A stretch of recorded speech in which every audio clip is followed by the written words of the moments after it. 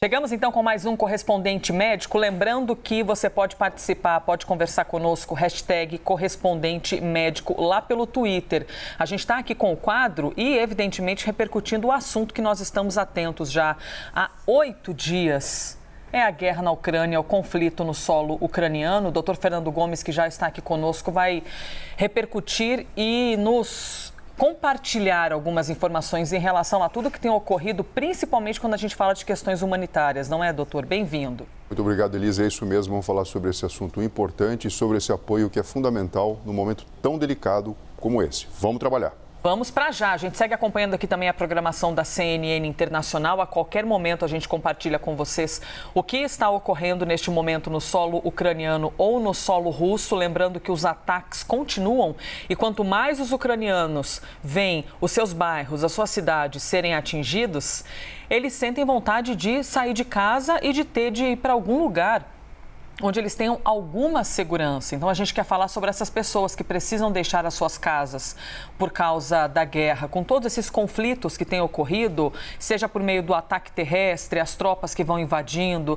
aquela fila imensa de tanques russos que já está há dias no solo ucraniano, os ataques aéreos. A gente tem presenciado cenas de pessoas que têm de deixar as suas casas e enfrentam dias e mais dias de viagem para conseguirem chegar até um local seguro.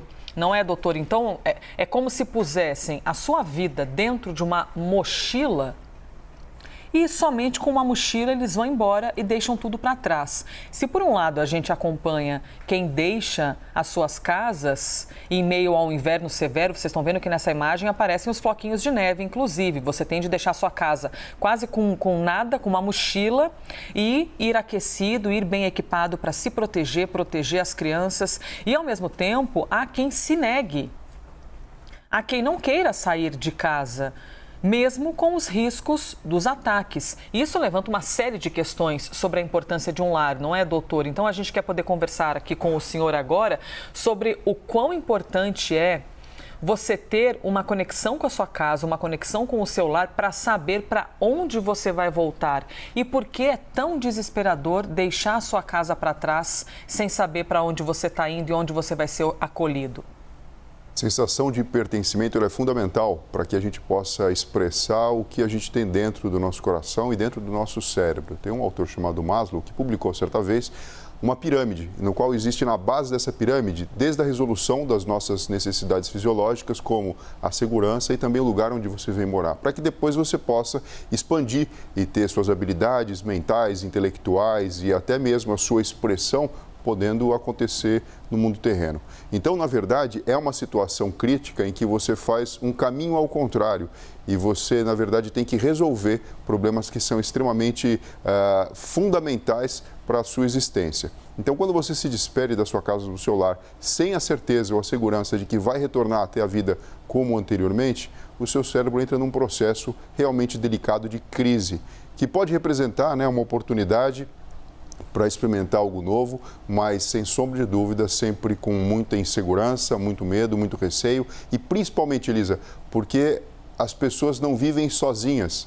Elas, na verdade, têm conexões afetivas, laços de amizade, laços de família, propriamente dito. E, nesse momento, todo mundo aqui pode imaginar o que acaba acontecendo. Esses laços eles são colocados em xeque devido à distância física que pode vir a ocorrer. Então, é um momento ímpar na vida dessas pessoas e 100% desafiador. Pois é, só pelo mapa, não é, doutor, que está aparecendo aí ao seu lado, a gente consegue ver mais uma vez, são os locais por onde as tropas russas foram fazendo os seus avanços, pelo sul, pelo norte, também no leste do país, e isso resulta em quê? Isso que a gente está vendo aí no telão, mais de 1 milhão de refugiados. E tem uma informação ali que é relevante a gente colocar, que até o dia 3 de março de 2022, esse número era de mais de 1 milhão, porque a hipótese, os especialistas e a própria ONU estima que isso passe dos milhões de ucranianos que vão deixar as suas casas. Mais abaixo, não é, doutor? A gente tem os destinos que estão sendo, que estão oferecendo acolhimento, principalmente para para além das fronteiras da Ucrânia. A gente tem a Polônia, que faz fronteira com a Ucrânia, por exemplo, é um dos locais que estão recebendo, e também países como Hungria, Moldávia, Eslováquia e Romênia. Doutor Fernando Gomes, ali mais embaixo existe a informação de 7,5 milhões de crianças em risco. Quando a gente fala aqui de tentar sobreviver, não é, desse medo, desse pavor de deixar a sua casa, a gente pensa muito nos adultos. Mas a quantidade de crianças que aparecem nas imagens é impressionante e é um desafio tremendo, né? Porque a criança pergunta: para onde é que nós estamos indo?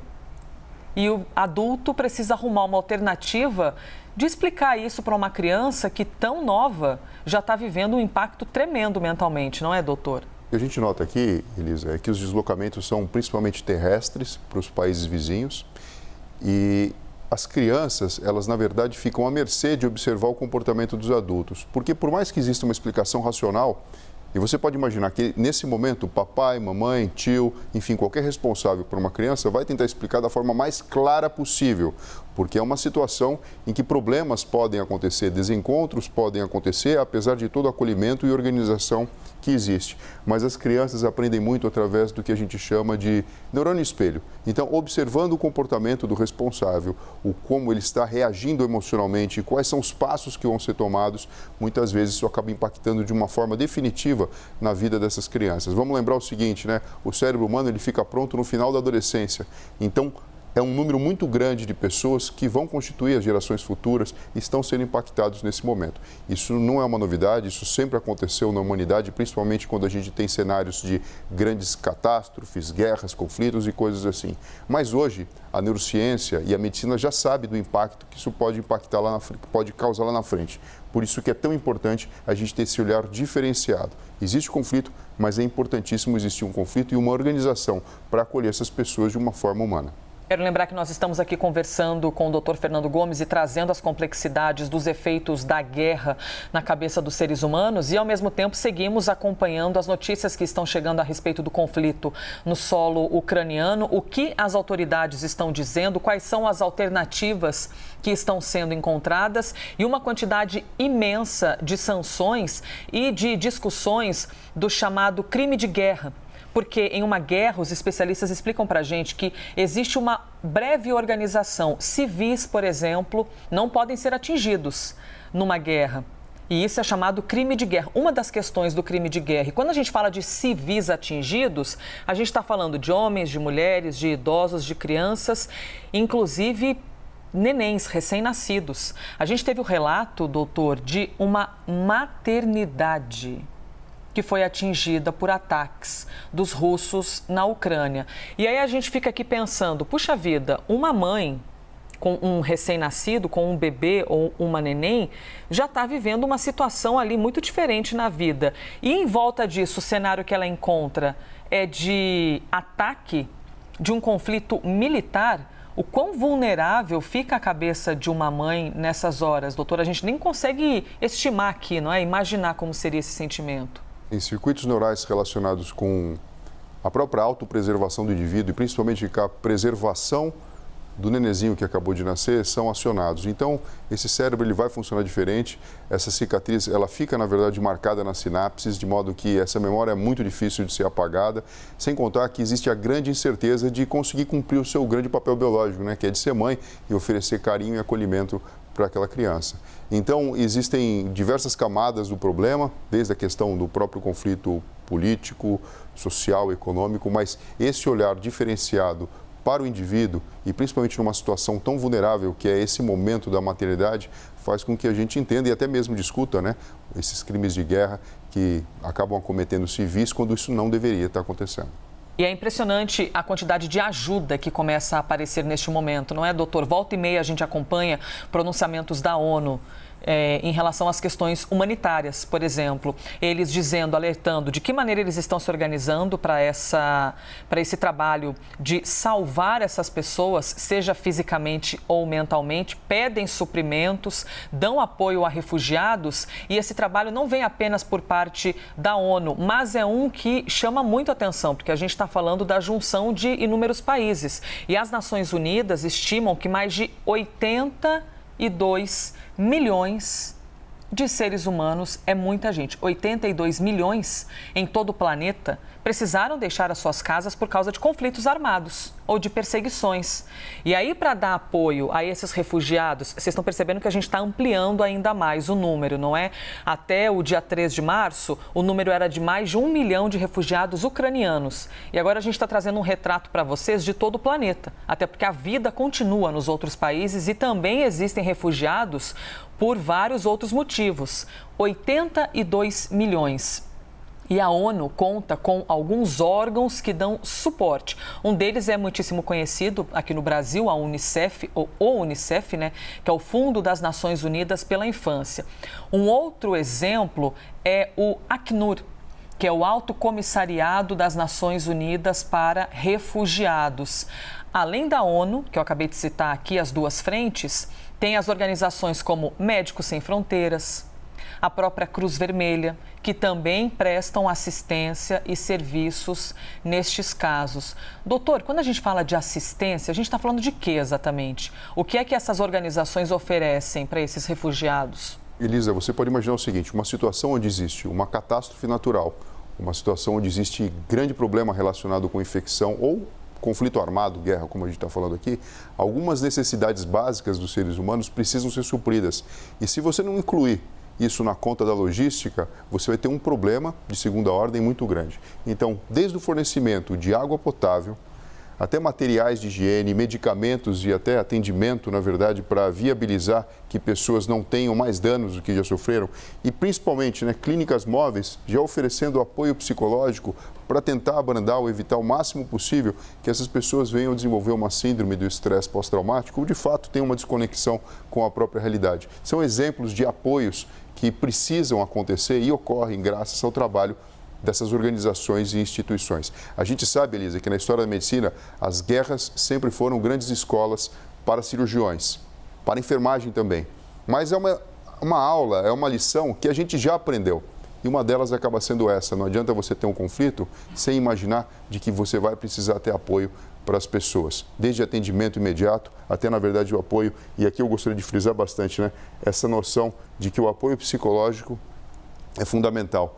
Porque nós acionamos circuitos do cérebro, mexemos com sinapses e com neurônios que implicam, na verdade, no mau funcionamento da mente, tamanha é a exposição a uma situação trágica como essa. Pois é, e existem vários aspectos que a gente poderia analisar aqui, não é, doutor? Primeiro, eu fico lembrando das palavras do presidente da Ucrânia, dizendo: população, vocês podem se armar, vocês podem pegar em armas, se vocês tiverem armas em casa, podem ir ocupar as praças, podem enfrentar os russos que estão chegando. Aí já tem esse aspecto que a gente fica pensando, imagina a cabeça desse cidadão de se colocar nessa condição de combate, de estou aqui para viver ou morrer em prol do meu país. Só esse aspecto psicológico já mereceria a nossa análise.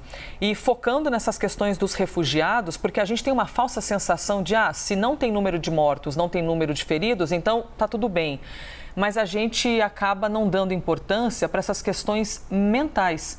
E o senhor ressaltou bastante aqui, às vezes é uma vida inteira que a pessoa passa levando essas lembranças, levando esses traumas, e por isso a importância de existirem serviços como esses, que dão apoio, para que essas pessoas se sintam acolhidas, porque agora é um absoluto abandono o sentimento, né? Você deixa sua casa para trás e vai ser acolhido por alguém que possivelmente você nunca viu antes na vida. Sim, e para isso você precisa de estratégia, e principalmente pessoas que tenham formação adequada e vontade de trabalhar, principalmente no voluntariado, para conseguir ajudar de uma forma consistente. Muito mais do que uma palavra amiga, você pode imaginar que existem estratégias na qual você consegue acolher. Existe a questão de muitas pessoas estarem passando por esse tipo de problema ao mesmo tempo, mas existem técnicas adequadas que são aplicadas quando você tem situações como essa.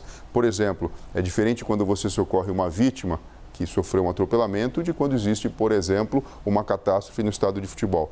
E isso também você pode imaginar em termos de saúde mental e impacto populacional. Então existe um trabalho que é um trabalho silencioso, mas que acontece para abrandar esse problema tão grave que a gente sabe que vai surgir lá na frente. Doutor, eu quero aproveitar aqui esse momento, nós e toda a equipe aqui do Novo Dia queremos aproveitar porque a gente está falando de um trabalho humanitário.